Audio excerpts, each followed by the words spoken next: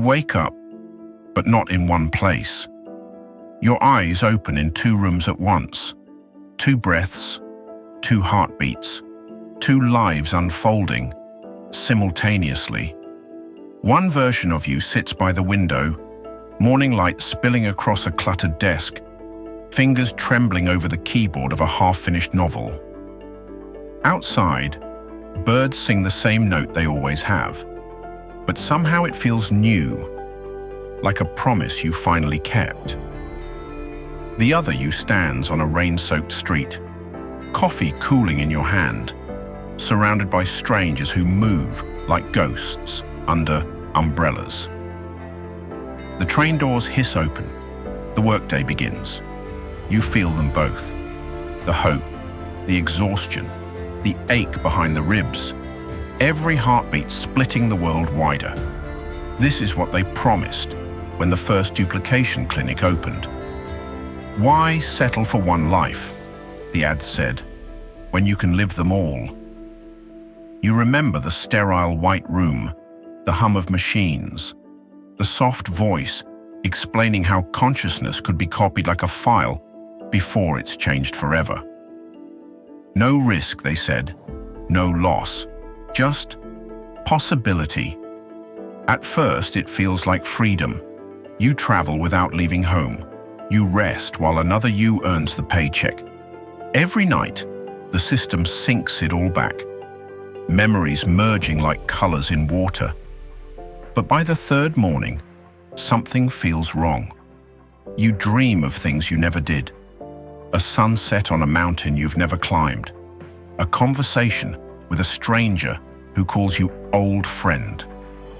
The line between lived and imagined begins to dissolve. By day 10, your mind becomes a crowded hallway. Doors slam, voices echo. Every version of you is speaking at once, begging to be the one who matters most. You start forgetting simple things.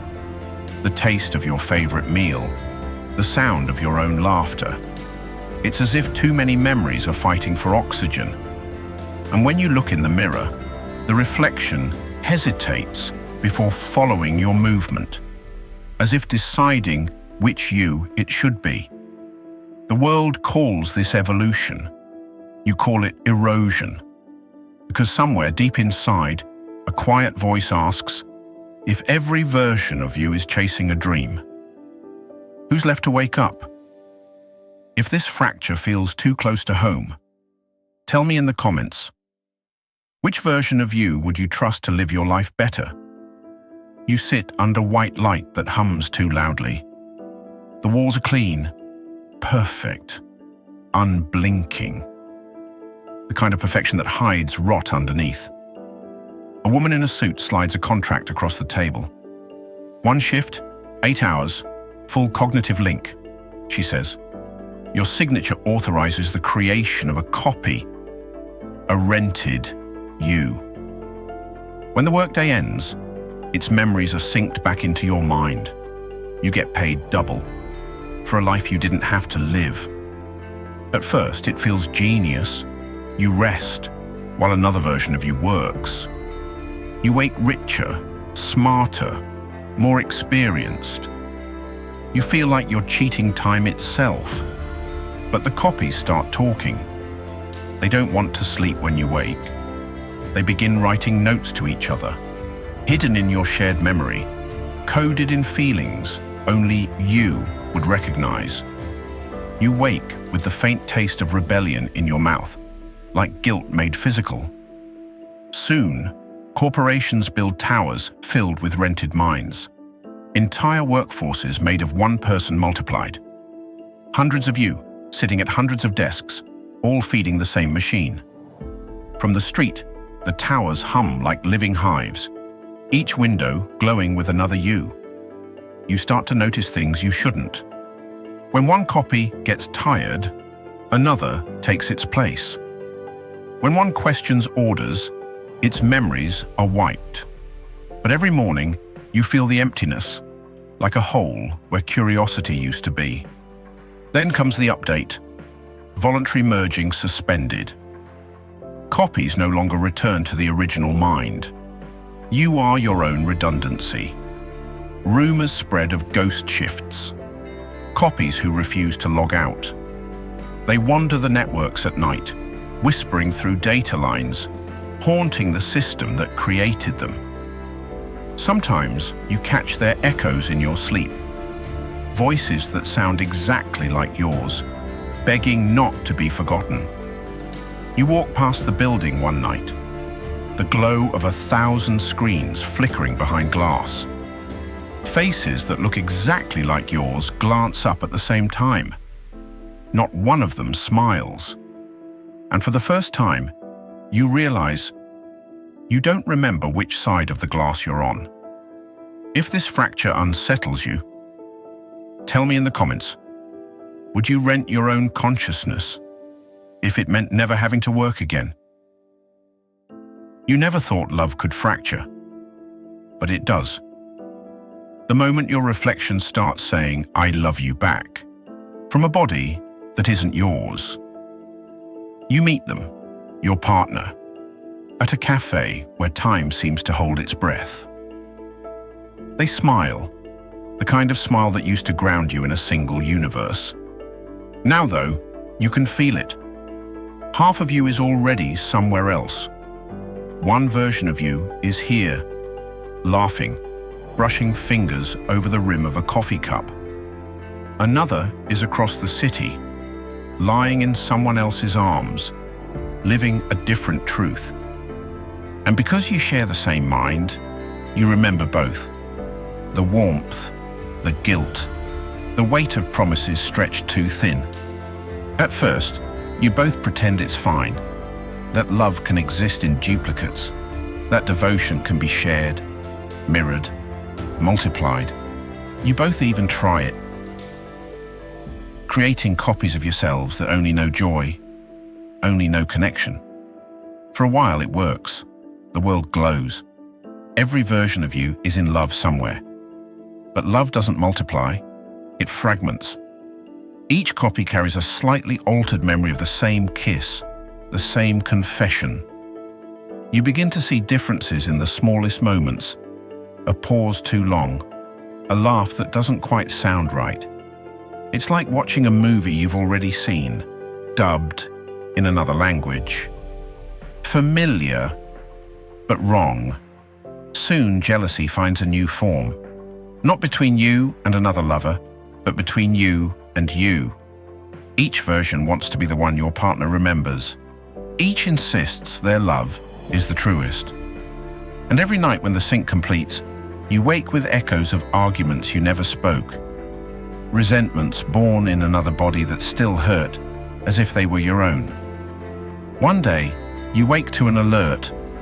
Sync conflict detected. Two memories overlapping. Both true, both impossible. In one life, you're still together. In another, you walked away years ago. Your mind tries to hold both, and it breaks in the middle, splitting reality like glass under heat. You start to realize love isn't meant to be infinite. It only means something because it ends, because it's fragile, because it's shared between two souls, not 20. Your partner finally looks at you one night, eyes trembling with exhaustion. They say softly, "I don't know which version of you I love anymore." And the silence that follows feels like gravity itself. After that, you stop sinking for a while. You tell yourself it's for space, for clarity. But the truth is simpler. You just want to remember what it's like to love without a reflection. Days stretch into years. And then one morning, you wake up alone, truly alone. The other versions have drifted too far, their lives too different to return. You pour a cup of coffee, sit by the window, and realize that for the first time in a long time, the heart beating inside you belongs to one person. If this fracture made you feel something, tell me, would you risk duplicating your heart if it meant never losing love again? It starts with silence. Not the peaceful kind, but the kind that swallows sound, like the world itself is holding its breath. The number of active duplicates finally surpasses the population of the planet. One body, 10 minds, 100 parallel lives stacked on servers. Cities overflow with people who look the same, sound the same, remember the same things, but swear they're different. Governments panic, religions split. Identity collapses under the weight of replication.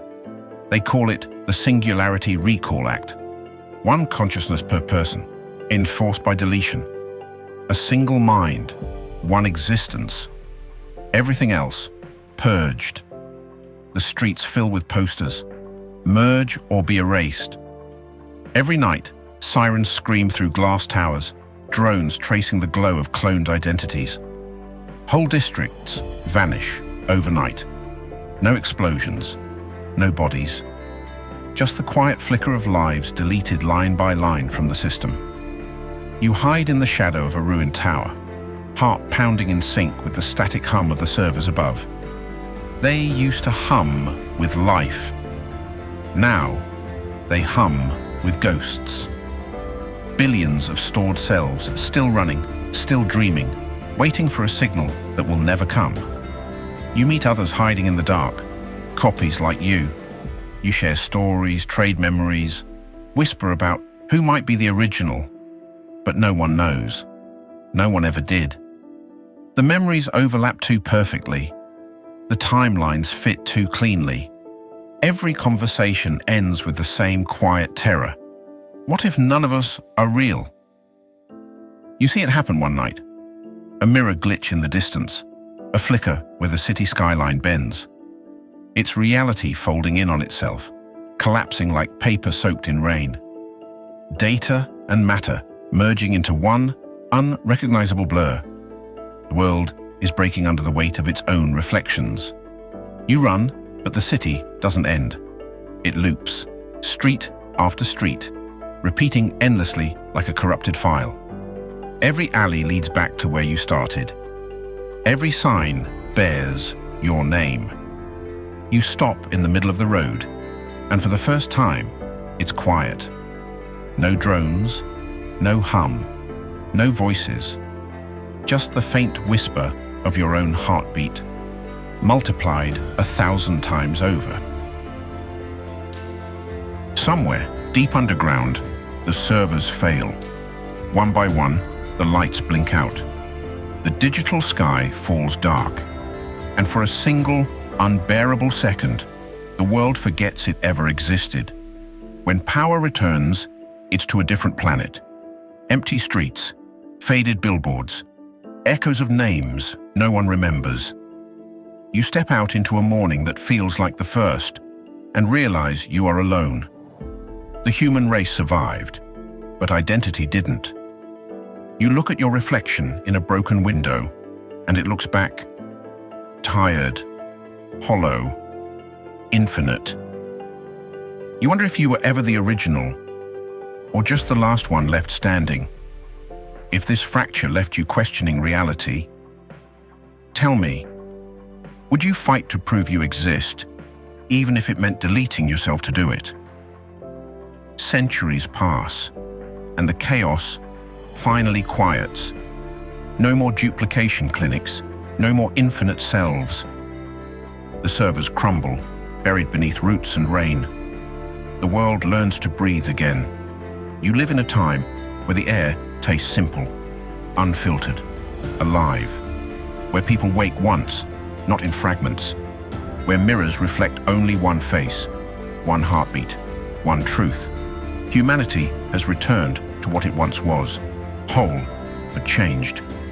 Because deep inside, everyone carries a memory of multiplicity, faint echoes of the lives they used to share. Sometimes, in dreams, you still see them. Flashes of yourself laughing in another city, crying in another decade. You wake with the ache of nostalgia for moments you never lived, yet somehow miss. There are museums now, not of art, not of war, but of selves. People bring in fragments of their past identities, a voice recording, a photograph, A journal entry, written by a version of them that no longer exists. Visitors stand in silence, reading the lives they could have been. Some cry, some smile, some just stare at the glass, trying to remember which version they once were. In the streets, new philosophies bloom.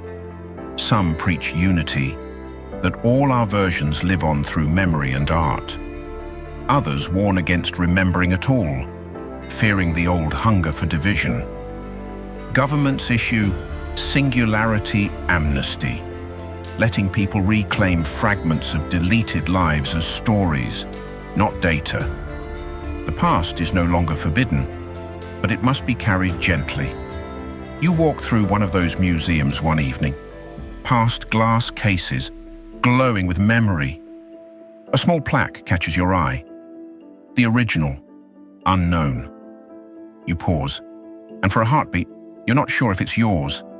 Outside, the sky burns with sunset, 1,000 shades of gold, pink, and violet. The horizon looks fractured, like it remembers what it was once made of.